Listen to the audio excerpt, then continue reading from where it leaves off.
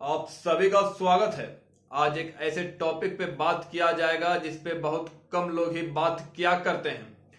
देखिए, किसी देश को जो सबसे आगे ले जाता है या फिर विश्व में उस देश का जो रुतबा रहता है, उसका सिर्फ एक ही कारण है और वो है एजुकेशन। जिस देश के पास जितना अच्छा एजुकेशन है वो देश उतना ही ऊपर आता है।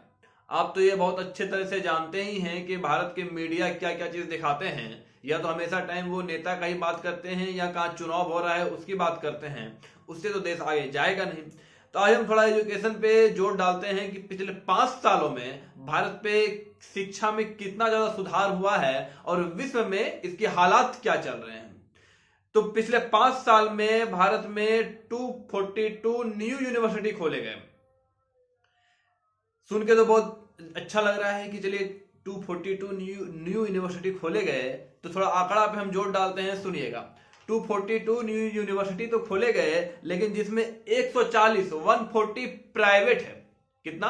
140 यूनिवर्सिटी प्राइवेट है और 90 ही जो है वो गवर्नमेंट का है।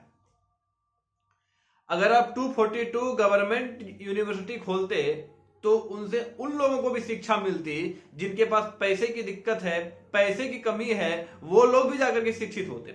लेकिन आप इस बात पे जोर दीजिएगा कि 140 यूनिवर्सिटी जो है वो प्राइवेट खोले गए। प्राइवेट में वही लोग एफर्ट कर सकते हैं जिनके पास ज्यादा पैसा है। दूसरी खास बात, चलिए आप 242 यूनिवर्सिटी खोले, यूनिवर्सिटी की कैटेगरी कैसी है? इसमें एक भी आईआईटी शामिल नहीं है। आपको यह बात बता दें कि इसमें एक भी आईआईटी शामिल नहीं है। जो भारत का सर्वोच्च एक शिक्षा का स्तर जो माना जाता है आईआईटी को, उसमें से एक भी शामिल नहीं है।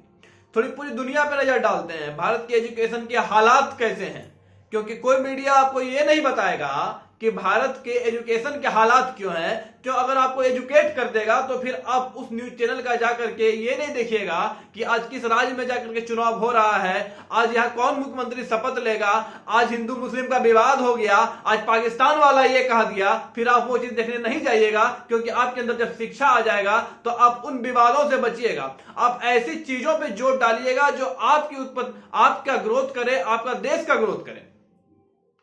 तो भारत की बात करें, अगर आईआईटी जो भारत का टॉप मोस्ट कॉलेज है वो 250 रैंकिंग में भी कहीं दूर दूर तक वर्ल्ड में नजर नहीं आ रहा है। यानी कि अगर हम विश्व की लिस्ट निकाले हैं तो उस लिस्ट में 250वें नंबर के बाद भारत का एक आईआईटी कॉलेज रैंकिंग में आ रहा है। और आप बोल रहे हैं कि हम विश्व गुरु बन गए हैं और विश्व में सबसे ज्यादा क्या कहते हैं ख्याति प्राप्त कर लिए हैं। तो कैसे भाई आप प्राप्त कर लिए? मुझे भी बताइए, इस बात को समझाइए मुझे। एक तो आप यूनिवर्सिटी नया नहीं खोल रहे हैं, नया खोल रहे हैं तो उसमें मैक्सिमम प्राइवेट खोल रहे हैं, प्राइवेट भी खोल रहे हैं तो, और गवर्नमेंट खोल भी रहे हैं तो वैसा खोल रहे हैं जो किसी काम का नहीं है। जब भारत में G20 सम्मेलन हुआ तो G20 सम्मेलन का जो बजट था वो बजट था 990 करोड़ रुपया। ठीक है, भारत सरकार द्वारा उनमें कितना खर्च किया गया? 4100 करोड़ रुपया खर्च किया गया। बात पे ध्यान दीजिएगा कि G20 सम्मेलन का बजट था 990 करोड़ रुपया, उसमें खर्च कितना किया गया 4100 करोड़ रुपया। सिर्फ इसलिए कि दिखा सकें कि भारत का जो है वो खातिरदारी बहुत अच्छे से कर रहा है, भारत का एक विश्व में बहुत अच्छा नाम हो। भाई, जब आपके घर में ही लोगों को खाने को नहीं मिल रहा है और आप फिर दिखा करके क्या कीजिएगा? अगर आप वो 990 करोड़ में करते और जो बचा हुआ 3000 करोड़ रुपया आपके पास रहता और वो 3000 करोड़ से आप एम्स खोलते या मेडिकल कॉलेज खोलते, तो वैसे उन लोगों का इलाज होता जो अपना इलाज कराने में सक्षम नहीं हो पाते हैं, तो उनसे देश का थोड़ा तो भला होता। लेकिन ऐसा तो आप किए नहीं, लोगों को एजुकेट कर नहीं रहे हैं। भाई, अगर आप लोगों को एजुकेट कर दीजिएगा तो वो तो ऐसे फालतू न्यूज चैनल देखने के लिए जाएंगे नहीं जो दिन रात वही दिखाते हैं कि आज पाकिस्तान वाला क्या किया, आज इस चुनाव में क्या हो रहा है। यानी कि आप पूरे 5 साल का अगर आंकड़ा निकाल रहे हैं, पूरे 1 साल का भी आंकड़ा निकाल रहे हैं, तो मैक्सिमम टाइम तो आपको न्यूज चैनल में यही मिल जाएगा कि कौन नेता आज कहां शपथ ग्रहण कर रहा है, कौन नेता का आज रैली है। अपने दिल पे हाथ रख के ये बात बोलिएगा मुझे कि जो इसरो जो अपना सैटेलाइट को और रॉकेट को जो चंद्रमा तक पहुंचा रहे हैं, अब 10 साइंटिस्ट का मुझे नाम बता दीजिए। आप नहीं बता पाइएगा, क्योंकि वो चीज मीडिया में दिखाया ही नहीं जाता है, तो आप वो चीज को जानते ही नहीं है। देश का दुर्भाग्य अब ऐसा हालात हो गया है कि मीडिया में किसकी चर्चा होती है? नेताओं की, ठीक है, खिलाड़ियों की, ठीक है, अभिनेताओं की। थोड़े इन पे भी जोर डालते हैं, सुनिएगा। जो मैक्सिमम खिलाड़ी हैं वो आपको आजकल क्या सिखा रहे हैं खेलने के लिए? ऐसा ऐसा खेल आ गया है, चाहे वो ड्रीम 11 हो गया हो, रमी हो गया हो, ठीक है, यानी कि जितना भी खेले वो सब जुआ वाला खेल है, यानी कि आपको वो डायरेक्टली जुआ खेलना सिखा रहे हैं और सरकार उनकी फुल मदद कर रहे हैं। सरकार चाहे तो उन पे बैन भी कर सकते हैं, लेकिन ऐसा बिल्कुल नहीं होता है।